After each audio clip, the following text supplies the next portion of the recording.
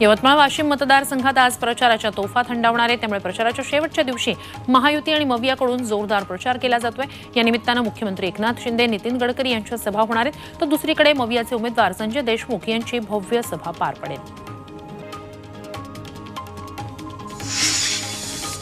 जालन्यात रावसाहेब दानवे रॅली काढत शक्ती प्रदर्शन करणार आहेत। सकाळी 11 वाजता दानवेंच्या रॅलीला मामा चौकातून सुरुवात होईल। ही रॅली शहरातील वेगवेगळ्या भागातून जात दुपारी 3 वाजता कल्याणराव घोगरे क्रीडा संकुलावर पोहोचेल।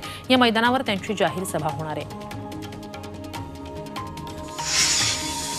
उद्धव ठाकरेंची आज पत्रकार परिषद होणार आहे। सकाळी 10 वाजता उद्धव ठाकरेंची नांदेडमध्ये पत्रकार परिषद असेल। यावेळी नांदेडचे मवियाचे उमेदवार वसंत चव्हाण उपस्थित राहणार आहेत, तर यानंतर उद्धव ठाकरेंची हिंगोलीत सभा होणार आहे। हिंगोलीत मवियाचे नागेश पाटील आष्टीकर हे उमेदवार आहेत, त्यांच्यासाठी ठाकरेंची सभा दुपारी 12 वाजता होणार आहे।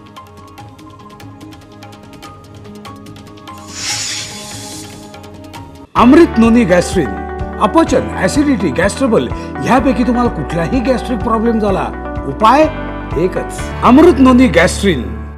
पुण्यात 29 एप्रिलला पंतप्रधान मोदींची जाहीर सभा होणार आहे। या सभेचं ठिकाण बदलण्यात आलंय। आधी ही सभा एसपी कॉलेज मैदानावर होणार होती, मात्र आता ही सभा रेसकोर्स मैदानावर होणार आहे। सोमवारी संध्याकाळी 7 वाजता पंतप्रधानांच्या जाहीर सभेचं आयोजन करण्यात आलंय। एसपी कॉलेजचं मैदान छोटं पडण्याची शक्यता लक्षात घेताच हा बदल करण्यात आलाय। मराठवाड्यातील हाय व्होल्टेज लोकसभा मतदारसंघ असलेल्या बीडच्या लढतीकडे सगळ्यांचंच लक्ष लागलेलं आहे। इथे भाजप उमेदवार पंकजा मुंडे विरुद्ध मवियाचे बजरंग सोनावणे अशी लढत होतीये। पंकजा मुंडे आज उमेदवारी अर्ज दाखल करणार आहेत, त्याआधी त्या मोठं शक्ती प्रदर्शन करणार आहेत। अर्ज भरल्यानंतर माने कॉम्प्लेक्स शेजारी असलेल्या पारस मैदानात त्यांची जाहीर सभा होणार आहे।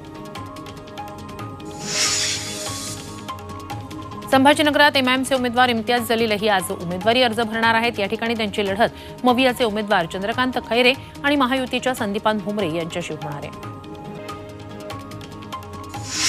जालन्यातील मवियाचे उमेदवार कल्याण काळेही आज शक्ती प्रदर्शन करत उमेदवारी अर्ज भरणार आहेत। यावेळी काँग्रेस नेते अमित देशमुख उपस्थित राहणार आहेत।